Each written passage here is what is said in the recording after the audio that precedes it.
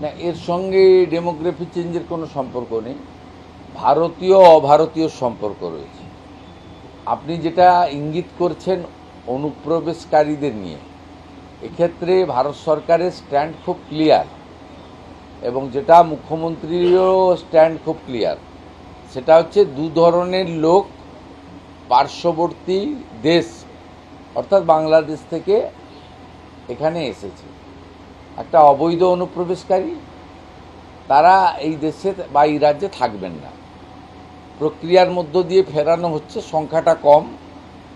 আগামী দিনে চিহ্নিত করে তাদেরকে ফেরত পাঠানো হবে সতর্কতার সঙ্গে এবং যাচাই বাছাই করে, যাতে বীরভূমে যে একটি ত্রুটি ঘটেছিল আগের সরকারের সময়ে, পরে দেখবেন ভারতীয় তাকে পাঠিয়ে দেওয়া হয়েছিল বাংলাদেশ। আমাদেরও লক্ষ্য রাখতে হবে যাতে একজনও ভারতীয় যাতে এটার অসুবিধায় না পড়ে। আবার যারা অনুপ্রবেশকারী তাদেরকে যেতে হবে, তারা এখানে থাকবে না, তাদেরকে আমরা খাওয়াতে পারবো না, তাদের রাখতে পারবো না, পরিষ্কার কথা। কিন্তু এখানে দু রকমের বিষয় রয়েছে। এক দল হচ্ছে অনুপ্রবেশকারী, আরেক দল হচ্ছে শরণার্থী। এবং সিটিজেনশিপ অ্যামেন্ডমেন্ট অ্যাক্টের আওতায় যে সমস্ত আমাদের কমিউনিটিগুলোর কথা বলা আছে, হিন্দু, শিখ, খ্রিস্টান, জৈন, পার্সি, বুদ্ধিস্ট, তারা কিন্তু অবৈধ অনুপ্রবেশকারীর পর্যায়ে পড়ে না, তারা শরণার্থীর পর্যায়ে পড়ে। এক্ষেত্রে ভারত সরকারের 2019-এর যে আইন, 2024-এর যে রুল, তাতে খুব পরিষ্কার বলা আছে যে সিটিজেনশিপ অ্যামেন্ডমেন্টের আওতায় এরা শরণার্থী।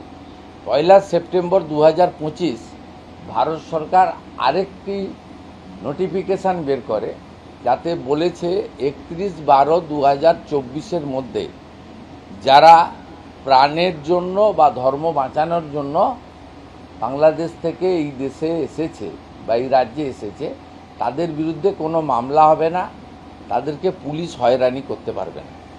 এটাও গাইডলাইন ক্লিয়ার আছে, আন্ডার কনসিডারেশন আছে। কিন্তু আপনাদের মনে হয় প্রথমত এএসডি তো আপনারা জানেন, তাদের তো প্রায় 60 লাখের কাছাকাছি যারা মৃত বা ইত্যাদি, তারা কোনো ক্লেম করেনি। সেকেন্ড হচ্ছে অ্যাডজুডিকেট যারা হয়েছিল তাদের মধ্যে কিছু নাম অল্প স্বল্প ভোটের আগে উঠেছে সুপ্রিম কোর্টের ডাইরেকশন অনুযায়ী। ফাইনালি যে 27 লক্ষ অ্যাডজুডিকেট ছিল তাদেরকে ট্রাইব্যুনাল করে দিয়েছিল সুপ্রিম কোর্টের নির্দেশে হাইকোর্ট থেকে।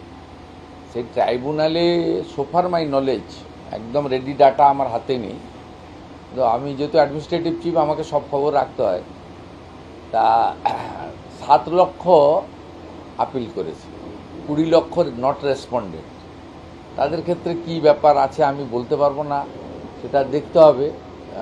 তারা নিজেরাই ভোটার হিসেবে দাবি করেনি, এবারে নাগরিক হিসেবে দাবি করবে কি না সেটা তো যখন আমাদের এই সেলফ এনুমেরেশন অথবা হাউস টু হাউস যখন আমাদের লোকেরা যাবে, এটা যখন ফিরে আসবে, তখন আমরা অ্যাসেস করে বলতে পারবো।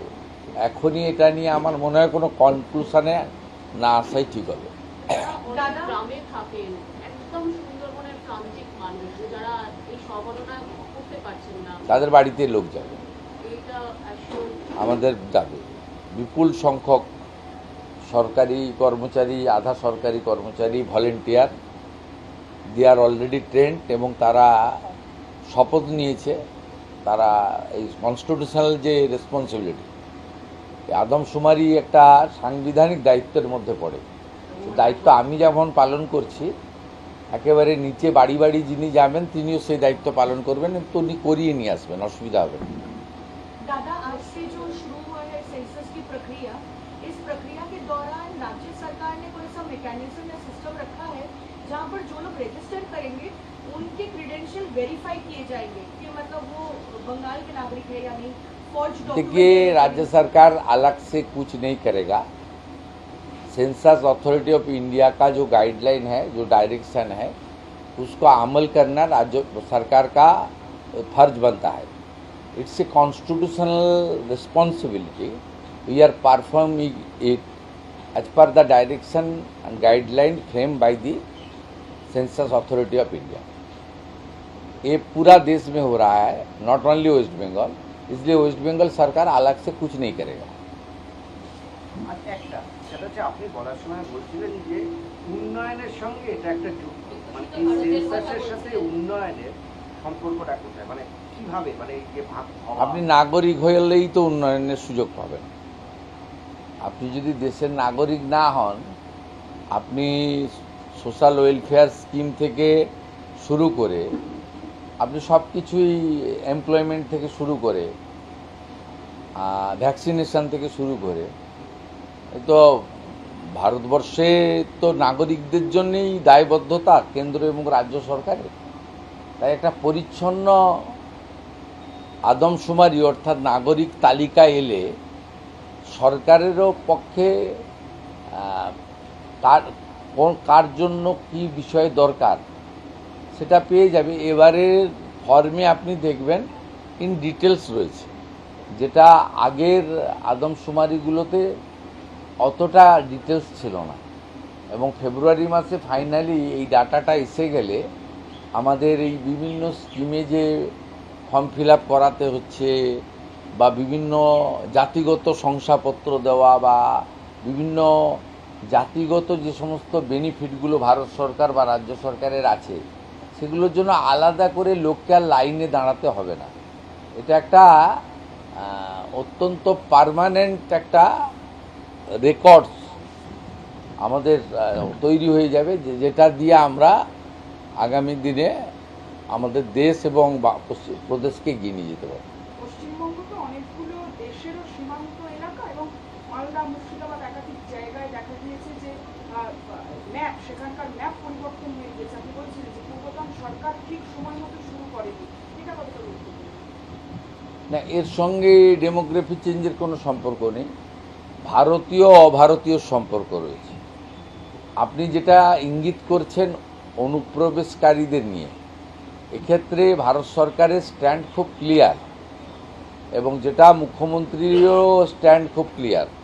সেটা হচ্ছে দু ধরনের লোক পার্শ্ববর্তী দেশ অর্থাৎ বাংলাদেশ থেকে এখানে এসেছে।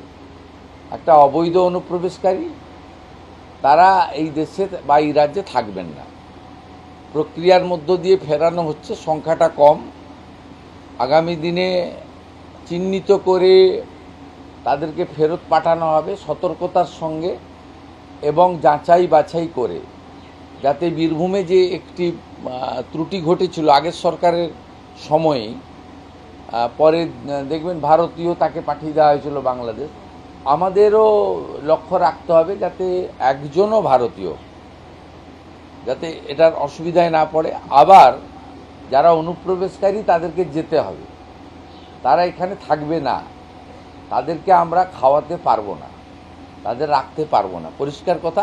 কিন্তু এখানে দু রকমের বিষয় রয়েছে, এক দল হচ্ছে অনুপ্রবেশকারী, আরেক দল হচ্ছে শরণার্থী। এবং সিটিজেনশিপ অ্যামেন্ডমেন্ট অ্যাক্টের আওতায় যে সমস্ত আমাদের কমিউনিটিগুলোর কথা বলা আছে, হিন্দু, শিখ, খ্রিস্টান, জৈন, পার্সি, বুদ্ধিস্ট, তারা কিন্তু অবৈধ অনুপ্রবেশকারীর পর্যায়ে পড়ে না, তারা শরণার্থীর পর্যায়ে পড়ে। এক্ষেত্রে ভারত সরকারের 2019-এর যে আইন, 2024-এর যে রুল, তাতে খুব পরিষ্কার বলা আছে যে সিটিজেনশিপ অ্যামেন্ডমেন্টের আওতায় এরা শরণার্থী। 1 সেপ্টেম্বর 2025 ভারত সরকার আরেকটি নোটিফিকেশান বের করে, যাতে বলেছে 31/12/2024-এর মধ্যে যারা প্রাণের জন্য বা ধর্ম বাঁচানোর জন্য বাংলাদেশ থেকে এই দেশে এসেছে বা এই রাজ্যে এসেছে, তাদের বিরুদ্ধে কোনো মামলা হবে না, তাদেরকে পুলিশ হয়রানি করতে পারবে না। এই সংক্রান্ত আরেকটি গুরুত্বপূর্ণ উদ্যোগ বিকেল 3:30টায় কনভেনশন সেন্টারে সিএ সার্টিফিকেট প্রদান অনুষ্ঠানে আপনারা দেখতে পাবেন। Thank you.